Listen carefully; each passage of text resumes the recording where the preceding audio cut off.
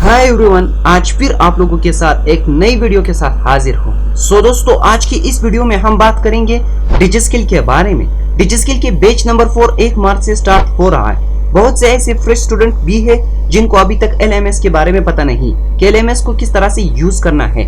तो आज की इस वीडियो में आप लोगों को सिर्फ ये बताने जा रहा हूँ कि आपने वीडियो लेक्चर को किस तरह से ऑनलाइन डिजिस्किल पर देखना है। तो चलिए इस वीडियो को स्टार्ट करते हैं। वेलकम टू बैक दोस्तों।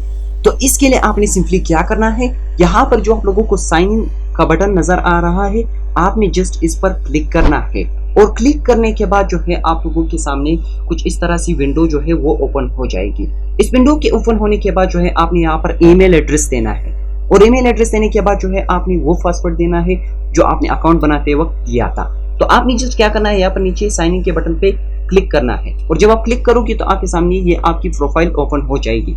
यहाँ पर ये प्रीवियस कोर्सेज है और ऊपर जो है जो अभी करंट कोर्सेज है बैच नंबर 4 के वो चल रहे हैं। तो कल 1 मार्च से जो है आपकी ये कोर्सेज एक्टिव हो जाएगी।